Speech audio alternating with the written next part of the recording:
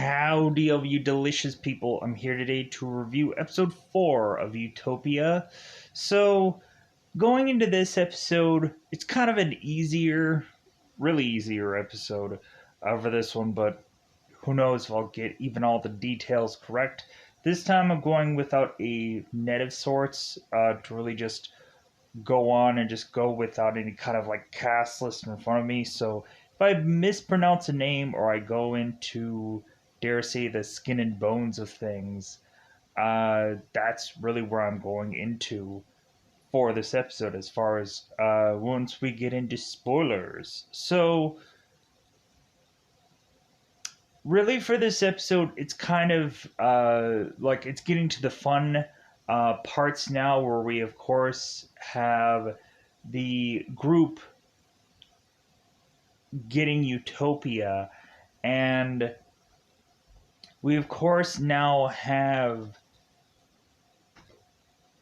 them trying to decipher it, and it's becoming really interesting.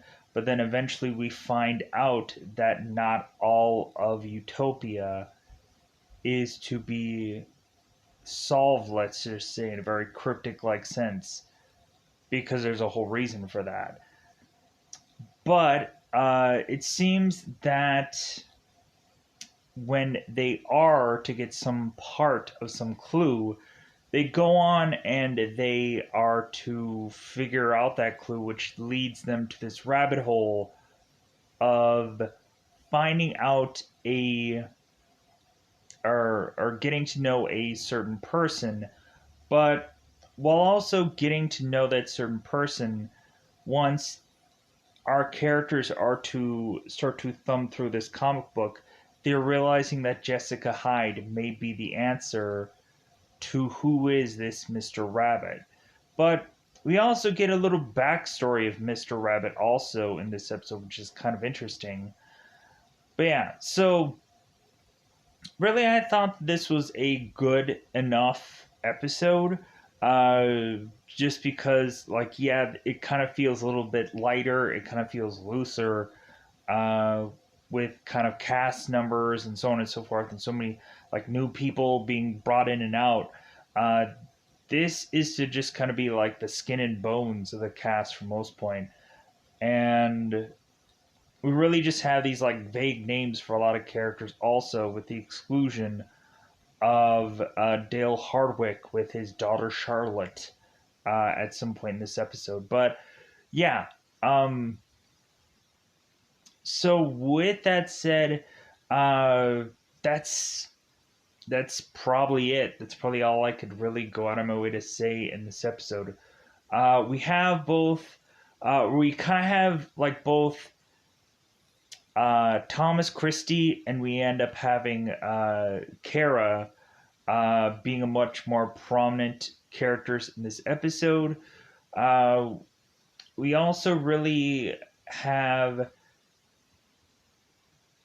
Kevin really going on and having this fiendish plan being presented in this episode also, and we're starting to really see where all this is to eventually head, as that is severely cryptically just mentioning and talking about whichever. So, with that said, I think it's about that just customary time to just otherwise go into that double five time territory, so we can go out of our way to say that we have seen this episode and cover it. So let's go into spoiler time. Spoiler time, it's about that time you do spoil this episode. So, honestly, I'm trying to like figure out which one I should cover first. Like uh the the the Christie slash Michael story, or possibly the group and their Utopia story. I think it would be possibly easier to go with well, it won't be easier, but like it'll be better off to go with the Christie stuff and the Michael stuff, just so we can get that out of the way, so I can have like kind of a relief of going on and just talking about all of the uh, just Utopia group stuff. So let's get out of that. Let's get that out of the way. So we are, of course, to have both Thomas and both Kevin, uh, both Christie's father and son, going off into this bike ride as Christie is kind of stretching out Thomas, kind of talking about things, kind of setting things up uh, for it's like, hey, go get him kind of thing. So, kind of getting one another motivated. So, they bike their way to work, of course, and of course, Thomas is have a helmet. Kevin isn't. So we go on and have these two bike their way to work, and so Thomas to get out on this and want to go on and put this whole plan on, of course, the whiteboard where he's going on and mentioning like, hey, like where is Jessica Hyde? Like, if anything, every single second of my day is to just have this kind of like worm inside of my brain that is me thinking, where is she? Like, why haven't we found her yet? So on and so forth. And so, but we really just have it where Thomas is going and trying to tighten up those loose ends, going after all of the, of course, uh, comic book group, who of course is to be Ian and Becky and Wilson and the and Grant, and so,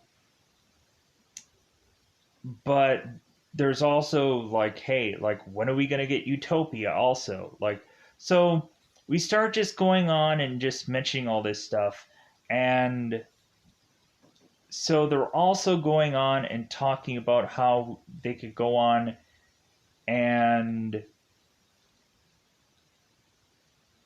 connect, of course, uh, one of the characters to a killing, and they're trying to figure out what exactly how they're going to go about this. Because at one point we, of course, have them mention that's like, well, hey, how about we do like a public park? Have because what they're going to do in the later part of this episode is to have a kid named Adam dressed up as Grant and shooting people in this house, but really just have Arby and Adam going and shooting these people up, which we find out that this home is actually to be Kara's home, and her family is just getting wiped out here by Grant. Because eventually, Kara, after Kara's consistently trying to change the location of where they're going to go and kill people, and Kara is saying like, well, hey, like I live by that park. Like, hey, don't kill anybody by this area that's over by my house. And so they keep changing the venue, and the Minion guys are going and kind of like putting in their kind of what they're thinking.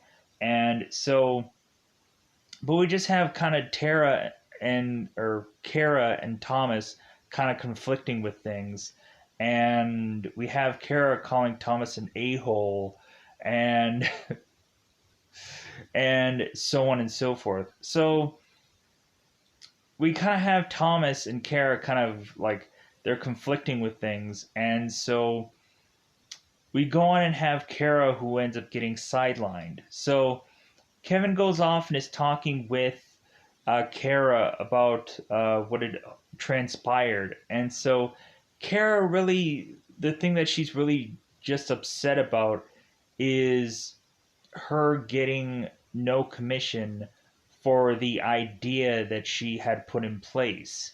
And so Kara, of course, is walking around with these like young childs and babies and so on and so forth with Kevin, who's just trying to convince her of that she had created good ideas before with the whole Simpro, and to have it be that when uh, when Kevin is decided to go on and do other things and infect people in other ways, no one's going to think that it's going to be him because he's already resolved from that whole Simpro situation where it's like, oh, okay, well, we can trust this guy, so let's go and look for somebody else. And so that was kind of a brilliant plan on their part. So, but yeah, so they go on and like Kevin is convincing Carrots like you're not being sidelined right now. Like if any like you're kind of just like like you're going to like be in play, but we won't find out eventually what that is until the end of this episode, which of what I just mentioned is like she's not being sidelined, she's basically just being killed off. So we we have of course Kevin getting a call uh from Dr. Or not the doctor. Uh oh my god, I'm immediately spacing here. Dr. Deer something? Dr. Deerheart? Dr. Deerhorn? I think it's Deer something. Dearborn? Good grief. Um, Kevin is going and talking, I think, to the dean. I think, or no, wait, talking to some doctor, and so he goes and walks away, and he kisses that baby because it has new baby smell, and so on and so forth. So, so yeah, so let me pause here for a second. All right, so Arby is to go to this school and pluck one of these kids. And immediately when I'm seeing this scene here where Arby's going through and picking some kid, I'm thinking that this feels very familiar to the later episodes of like Happy. I'm not quite I think it's the first season where we have kind of like later on in that show where we have like Smoothie who's going through and picking certain kids and they're all eating like cake or something and it's weird, but it kind of feels like that same familiar kind of scenario, and I haven't seen Happy in a long time. I'm re-going through it now, but we have Arby going and picking this kid Adam from this school, and so we have Arby talking to Christy about this, and he's going on. It's like, well, this one's probably gonna be a hard one, and that like, what is the kid that you picked? And he's like, oh, well, Adam, and he's like, oh, well, yeah, like he's a nice kid, like he'll definitely want to help us out. Because when Arby was to go on and pick a kid, he was like, well, like I want to find a kid that's a good listener. Probably something a little bit different than what he's really asking for, really wanting for. But so yeah, so really that's kind of a bulk of what happens with the Christie team for most points. So let's go and cover Michael. So Michael is going on and he just wants to figure out his in with this whole flu and to just try to figure out how exactly all these cases are happening. So Michael is deciding that he's at some diner somewhere, and all of a sudden, all these like protesters are coming in. So Michael is kind of squeak his way in here to talk to some of these people and ask them like what they've heard so far. And we have a one girl mention that that this one person is to get like 48 hours kind of quarantined off, and so Michael's like, like that seems like a really quick turnaround. And so we have Michael saying like, hey, like this is technically my flu, and like I'm a doctor and I actually want to be a part of this, but it seems like they're not letting me go into helping out. So but all of a sudden, like, Michael is trying to want to get ahead of this and trying to figure out what the thing of this is if it could be a food thing, if it could be a water thing, if it could be some kind of fromite or something like that that could be causing this. So, but Michael is to go and protest and have this sign saying that he's a doctor and he wants to be like kind of brought up there to help. We all of a sudden have also this guy in the protesting, and he, of course, we've seen him in a like the news before, where he's talking about his kid, and so we have this guy named Dale Hardwick, who is to also say that he is a doctor as well, and that Charlotte is to be one of the cases in there. And so he's like, "Well, have you heard anything?" And the guy's like, "No, but if you go in there, like tell her that her dad loves her or something like that." So, because Michael goes in there, he ends up going and being qualified. Because we have Michael who's kind of waving over like Thomas, but Thomas doesn't even like acknowledge he exists. So, and Thomas is to go into that meeting and also mention about Michael on how they're gonna try to have to like figure out a way to control him because this guy has now grown a spine, and they're wanting to like figure out a way to shut that down, like have it where Michael is much more a controlled person for what they need him to eventually just be, which is basically a way. So we go on and we have Michael who is to get clearance from somehow, and so I think it's Dearborn, and I think and so uh, Kevin was saying that this was CDC. That's what it was. I was like, so yeah, like, so either way, it's the CDC is who was actually calling while Kevin was talking to Kara. So so Michael is to go on and like, okay, like I guess I can like go now. And so he goes on and he's like trying to like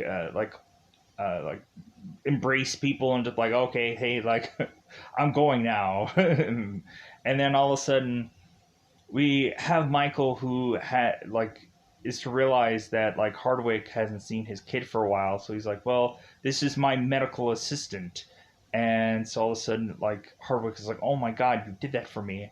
And so they're going in there and hook, line, and sinkering this guy, because Charlotte, of course, is to go and look sick, and she doesn't have like the actual T rash or anything like that, but it seems like she's getting the symptoms.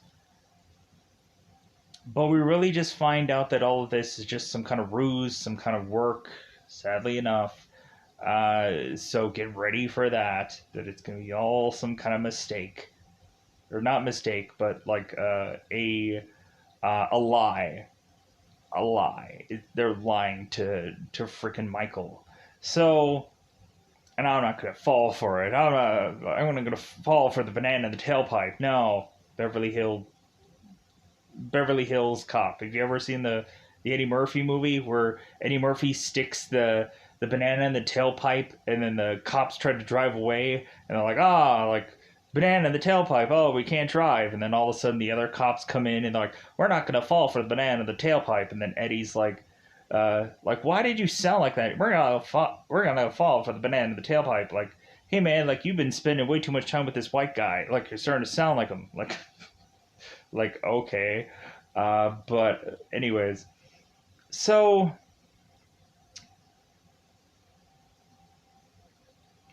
yeah, so Michael is with Charlotte and trying to figure this flu out, but not really having a big, massive amount of answers. Michael had called Colleen while he was at this diner, and he was kind of just saying that he missed Colleen and he missed, I think, the pet that they had. Um, I say that with a question mark. Um, but yeah, so uh, yeah, with that, just very. He just kept saying "miss you," and she says "I missed you," and so uh, like Colleen is telling like Michael, it's like, hey, you should come on home, and he's like, no, not just yet, because we're also gonna find out that there's something that we're gonna find out that like Michael like should not be trustworthy with anybody. Even the people that go on to say that they're with him, let's just say, uh, he'll find out that there's nobody to trust, maybe besides just himself. So, but let's push on here. So let's go. I think we've kind of covered all of that stuff that I just mentioned. So I think it's now about that time to go into the other side of the story here. So we have Ian and Jessica who are burying Artemis, and so Ian is telling Jessica, it's like, well, hey, is there any words that you want to say as we kind of put with a blanket Artemis's body and shoved her in this grave? And Jessica's only words that she wants to say is like, shovel fast, it's going to be day soon. So they bury her, and so the both Jessica and Ian make their way back to the house, and so Ian is mentioning that, oh yeah, we murdered Artemis, like she did, and they buried her. It's like, ugh, it's what she told me to do. So we all of a sudden have Grant come out of nowhere, and Jessica's like, well, what the heck is this?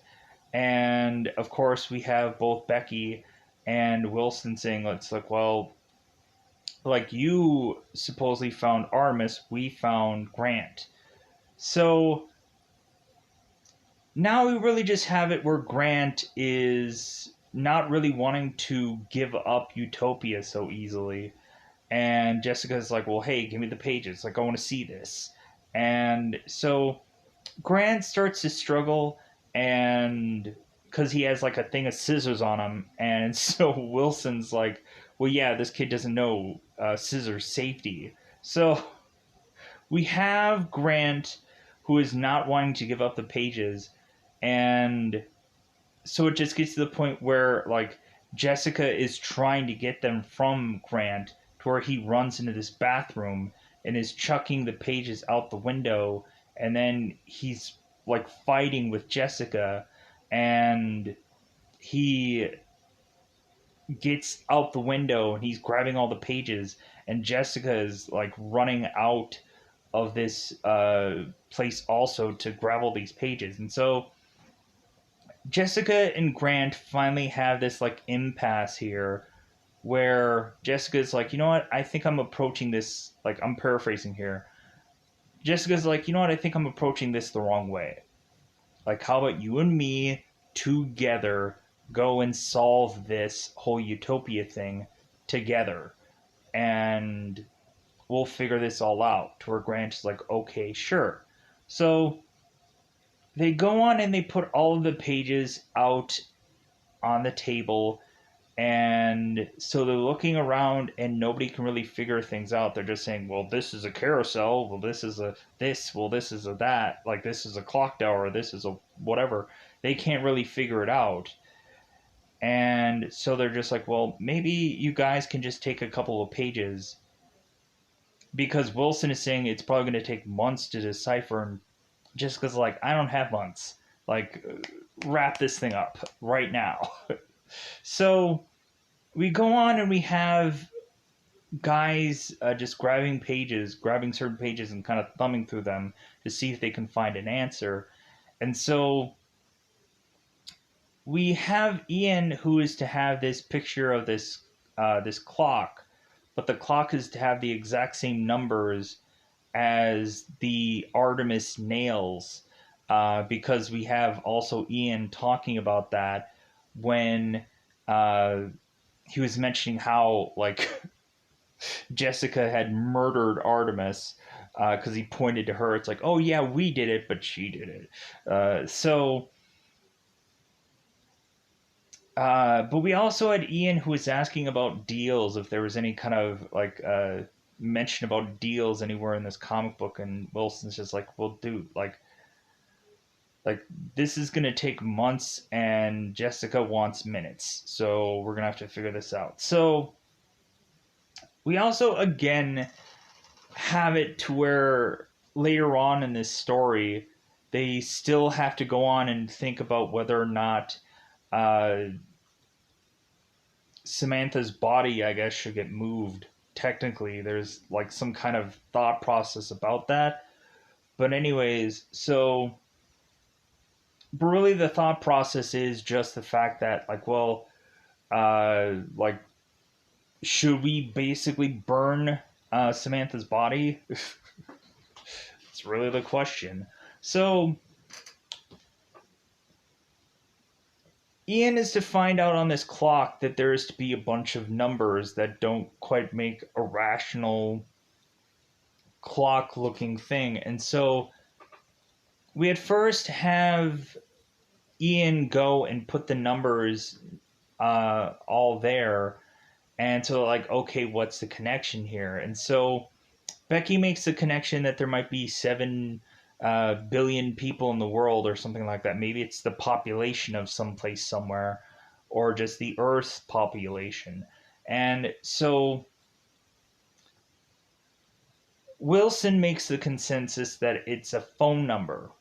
And so we have, of course, Jessica calling this number, and we end up getting, of course, Agent Catherine Milliner, who, of course, is to be this Homeland Security officer. So we have Jessica answering the phone, mentioning that she's Jessica Hyde and that this woman should know Artemis. And she's like, I don't know any Jessica Hyde. If anything, my cosplay name is Enyo, and I don't know what you're talking about. Sorry, wrong number. And so she hangs up the phone, but then she recalls them again and say, like, oh, Harvest is moving and go and meet me at this location. And so they're like, okay, that makes a lot of sense. So now we have like these guys on this road trip, and we also had this agent telling them to go and burn this house down and kind of leave no trace. So Jessica is telling everybody to just kind of break all these chairs and do anything to just get kindling so they can burn down this house. And so now they're going and thinking of like, well, what should we do with Samantha? And like Jessica is just thinking about letting her burn like anything else. So they go on and they explode this house because they open up the gas line also. So they end up driving off. So we have Wilson who's realizing that his wound is bleeding again. So they end up giving him some kind of cloth so he can kind of tie his face to just be still this pirate-eyed like character. So we go on to, of course, have uh, Jessica, Grant, and Wilson decide that they don't want to be tortured anytime soon. So they're going to go off to just uh, like sit this one out while both Ian and Becky go off to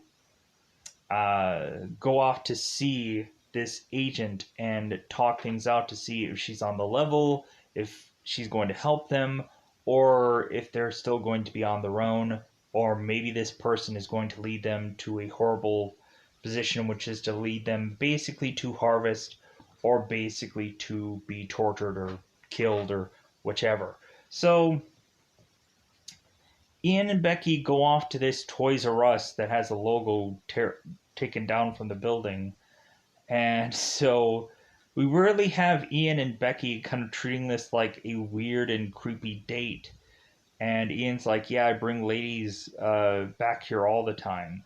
So they open this door to speak with this agent. And so we have her, of course, asking, it's like, oh, hey, like, thanks for being here, Jessica Hyde. And so I guess this agent has no idea what actually Jessica Hyde looks like. So then she's like, oh, so you must not be Jessica Hyde. And they're like, no, like, we have a Jessica Hyde, but like, she's not here right now. And so the agent is just like, well, come on. Like, because the agent needs Utopia and she needs Jessica Hyde because it seems uh, that Jessica is to know who Mr. Rabbit is because they don't actually know. Because I guess from the information that we have is that Mr. Rabbit is to be this bioweapon guy that is to go on and have a number of scientists who had created all of these diseases because uh, supposedly they just wanted more diseases than any other place. And so what ended up happening was is that this thing actually backfired on these guys. So Mr. Rabbit at one point was to go on and supposedly give a disease to China. And supposedly China never got back to Mr. Rabbit. And so Mr. Rabbit decided to go uh, on himself and bring this disease to China, which was SARS. And so, because of that, the Chinese people went and took Mr. Rabbit and carved a rabbit symbol in his chest, basically telling him to run, rabbit, run. And so, really, that's kind of the interesting story of, I guess, Mr. Rabbit creating SARS at some point. So, really, we have this agent here that is telling them, like, well, hey, like, give me Jessica Hyde, give me Utopia, because you guys aren't going to get, like, a immunity or any kind of, like, protection or whatever until you give me those things. And if you don't give me those things, then, like, this is pointless because Jessica is to be a witness of a number of things that had happened with Mr. Rabbit. So, like, basically, without Jessica, there is no case. Without Jessica, there or Utopia, like, there is really no solid thing of this for this agent to really act here. So she ends up walking off to this building, and so both Becky and Ian are to drive off to make their way back to regroup with this group for them to kind of spill the beans about what had all happened. So, but we also are to find out that Jessica is to supposedly know who Mr. Rabbit is by some pictures of this comic book where we have a scene where Jessica is getting cookies from Mr. Rabbit at some point. And excuse me. And so we have it where Wilson is like, well, do you know what actually Mr. Rabbit looks like? And Jessica's like, well, I'm not sure. So it's like, dude, you could have her like draw out like what this guy looks like and like maybe possibly ID this guy. Wouldn't that be great? Get a like a sketch artist or something. So we also have it where supposedly there is some monster in, of course, Jessica's mind that she, I guess, drew out. but for some weird reason, that's not actually in the Utopia book. But they start to realize that not all the pages are there because Grant decided to leave Alice some Utopia pages, and so Grant had left her a note that said, "Hey, like keep this safe. Like I'm giving this to you."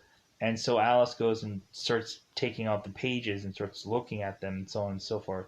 So we go on, and that's kind of how like this episode to me is to finish off here, because that's all that I really have left to go on and say. If there's anything else that I forgot about or didn't cover, there was more likely a lot of details there that I didn't exactly go through. But without further ado, I think I'm just going to get out of here, so I can just call this a day and wrap it up, because this was actually much later than I wanted to really plan on having this be done, because I wanted to kind of keep a same usual schedule, but it seems like today I just had a massive amount of editing to do, as far as like normally zero editing, today like two videos edited. So it's just like, oh my god, like that took forever to just accomplish. So with that said, this one should not beat that. Thank goodness. So anyways, I think I'm gonna call it a day. So goodbye everybody. Bye everybody. Hopefully I've covered everything. Not quite sure, but with anything within the next episode, there's could always be a rebuttal where I'm like, oh yeah, I didn't go into much more detail about this, or oh yeah, I didn't do that. Blah, blah, blah. So bye everybody. Bye everybody.